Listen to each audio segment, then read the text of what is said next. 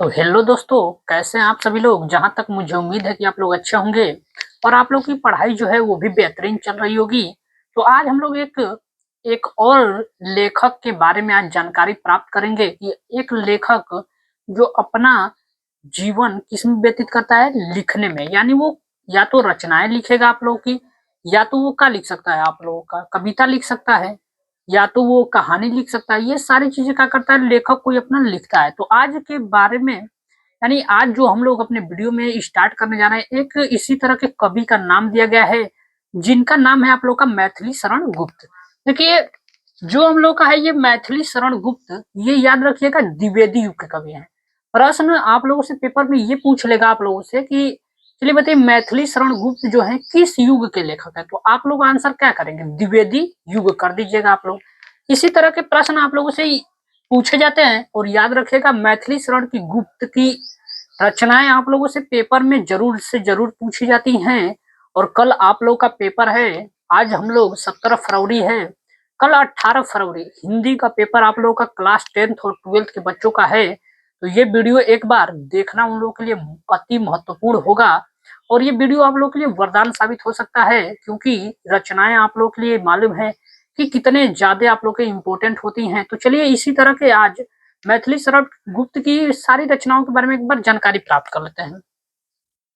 तो इनका सबसे पहले हम लोग समझेंगे कि महाकाव्य, महाकाव्य का मतलब होता है कि महाकाव्य कौन कौन इनके द्वारा लिखा गया है।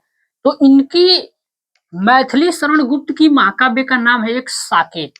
यानी कि साकेत एक आप लोगों का क्या है, रचना है।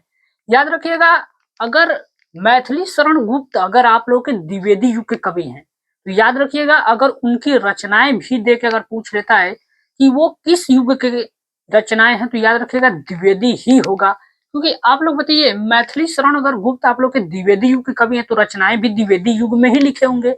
तो यानी कि आंसर आप लोगों को द्विवेदी युग भी करना होगा। तो महाकाव्य इनका सबसे पहले कौन सा था, तो याद रखिएगा साकेत। यानी ये बोर्ड के पेपर में बहुत बार आप लोगों से पूछा जाता है। इसके बाद इनका एक और महाकाव्य है यशोधरा। यानी कि यशोधरा भी एक महाकाव्य है आप लोगों का, ये भी बोर्ड के एग्जाम में बहुत बार पूछा गया है। इसके बाद आते हैं हम लोग खंड काव्य। खंड काव्य का मतलब क्या होता है, पहले खंड काव्य का मतलब होता है जो आप लोग की कविताएं होती हैं, यानी कि पद में जो कविताएं लिखी जाती हैं, उसी को काव्य संग्रह भी बोला जाता है। यानी कि काव्य संग्रह कर लीजिए या पद आप लोग संग्रह कर लीजिए, बात सारी एक ही होती है। तो कौन कौन सी रचनाएं इसमें है, खंड काव्य या काव्य संग्रह में याद रखिएगा भारत भारती। भारत भारती बहुत ही इनकी फेमस रचना है। और याद रखिएगा ये जो है आप लोग का गुप्त, यानी कि गुप्त लिखा गया होगा, तो समझिएगा कि मैथिली शरण गुप्त, गुप्त जी की पहली काव्य संग्रह।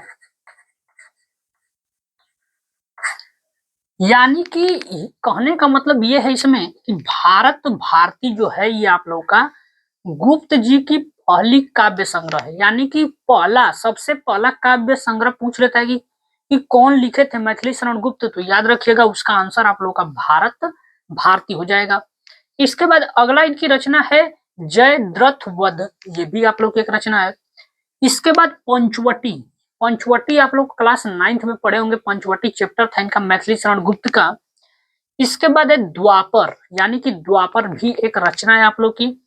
इसके बाद है सिद्ध राज, यानी कि सिद्ध राज एक रचना का नाम है इनका। और रचनाएं कौन कौन सी इनकी, तो कुड़ाल गीत हो जाएगा, गुरुकुल, किसान, झंकार, जय भारत, विष्णु प्रिया, उर्मिला और वक संहार, ये इनकी कौन सी रचनाएं थी। तो ये हम लोग जो पढ़ रहे थे रचनाएं, ये आप लोग के खंड काव्य संग्रह की, यानी कि खंड काव्य संग्रह आप लोगों का। तो आप लोग को मालूम है कि ये खंड काव्य का संग्रह है, तो कौन लिखा है, ये मैथिली शरण गुप्त। तो याद रखिएगा, खंड काव्य से जब भी आप लोग का एक प्रश्न बनेगा, तो इसमें से कोई एक रचना जरूर आप लोग से पूछ लेगा। इसके बाद आते हैं नाटक। नाटक कौन कौन से लिखे हैं, ये नाटक कौन कौन से इनके द्वारा लिखा गया, तो याद रखिएगा नाटक में हो जाएगा रंग में भंग।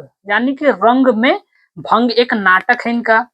फिर अनग हो जाएगा। इसके बाद अनग के बाद आप लोग यहाँ देख रहे होंगे तिलोत्तमा, यानी कि तिलोत्तमा भी एक आप लोग का क्या है, ये नाटक है इनका। इसके बाद है यहाँ चंद्रहास, यानी कि चंद्रहास लिखा गया है किनके द्वारा, मैथिली शरण गुप्त के द्वारा। इसके बाद अनुदित रचनाएं, अनुदित रचनाएं का मतलब होता है और बहुत सारी रचनाएं इनके द्वारा लिखी गई होंगी, जिसमें पहला इनका मेघनाथ वध हो जाएगा, बिरहिणी वज्रांगना हो जाएगा, इसके बाद पलासी का युद्ध, और ये हो जाएगा वीरांगना। तो आप लोगों ने देख लिया होगा कि मैथिली शरण गुप्त के द्वारा कौन कौन सी रचनाएं लिखी गई हैं। पूरा आप लोग डिटेल में इसको देख लीजिए, समझ लीजिए, और याद करके ही आप लोग को बोर्ड के पेपर में जाना होगा, क्योंकि आप लोग की बोर्ड की परीक्षाएं हैं। आप लोग अगर याद करके और पढ़ के जाएंगे तो आप लोगों को कल मालूम चल जाएगा कि कौन सी रचनाएं आप लोगों को आ रही हैं और कौन सी रचनाएं नहीं आ रही हैं। इसके बाद इनका एक और बहुत ही फेमस चीज है, आप लोगों से पूछ लेता है, पेपर में कई बार पूछा है कि मैथिली शरण गुप्त को किसकी उपाधि दी गई थी, किसकी उपाधि।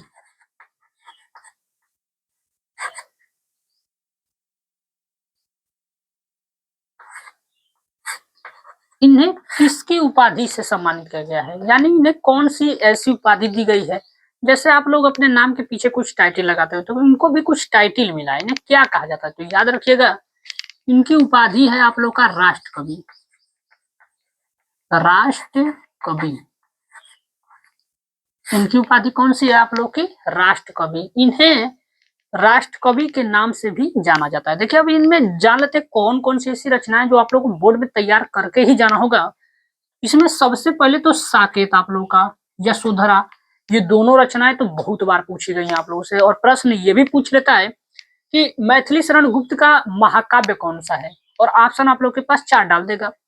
ऑप्शन में कर देगा साकेत कर देगा, यशोधरा कर देगा, और ए और बी दोनों दे देगा। अगर मान लीजिए दोनों दिया है तो ए और बी तो ऑप्शन में करके ही देगा, वो जरूर देगा, कंफर्म देगा। इसके बाद इसमें से भारत भारती, ये आप लोगों का एक बहुत ही बढ़िया इनका है, पहला काव्य संग्रह है तो याद करके ही जाना होगा। इसके बाद है जयद्रथ वध, ये भी पेपर में कई बार पूछा जा चुका है। पंचवटी तो कहना ही नहीं, ये तो चैप्टर का नाम है आप लोगों का, तो जरूर से जरूर पूछा जाएगा। इसके बाद द्वापर बहुत बार पूछ लिया गया है, सिद्धराज भी पूछा गया है कई बार आप लोगों से। इसके बाद विष्णु प्रिया आप लोगों से पूछा गया है, झंकार भी कई बार पूछा गया है, ये भी आप लोगों का। इसके बाद अनग तो एकदम याद कर लीजिएगा, रंग में भंग, तिलोत्तमा हो जाएगा, चंद्रासा, यानी कि रचनाएं तो याद करके जानी है, लेकिन ये कुछ रचनाएं ऐसी हैं आप लोग की जो बोर्ड के एग्जाम में काफी बार पूछी गई हैं, मतलब कि ज्यादा से ज्यादा बार पूछी गई है। तो मेरे चैनल पे ऐसी बहुत सारे आप लोगों को लेखक और कवियों का पूरा बायोडाटा एक साथ दिया जाता है, तो अगर आप लोग देखते होंगे तो आप लोग को मालूम चल रहा होगा कि कैसे कैसी रचनाएं किनके द्वारा लिखी जाती है। अब देखिए एक एक रचना प्रश्न बना के अगर मैं लिखता तो कहा जाने कितने वीडियो लेक्चर हो जाते और कुछ भी ज्ञान नहीं, लेकिन मैथिली शरण गुप्त के बारे में हमने पूरा एक ही जगह जान लिया, सारी रचनाओं को डिटेल जानकारी प्राप्त कर ली। तो याद रखिएगा ये सबसे बढ़िया तरीका होता है आप लोगों का। इसी तरह आप लोग को लिख लिख के याद करना चाहिए ताकि आप लोग को जल्द से जल्द याद हो सके। तो आज के लिए बस इतना ही रहेगा, मिलते हैं नेक्स्ट वीडियो में आप लोगों से।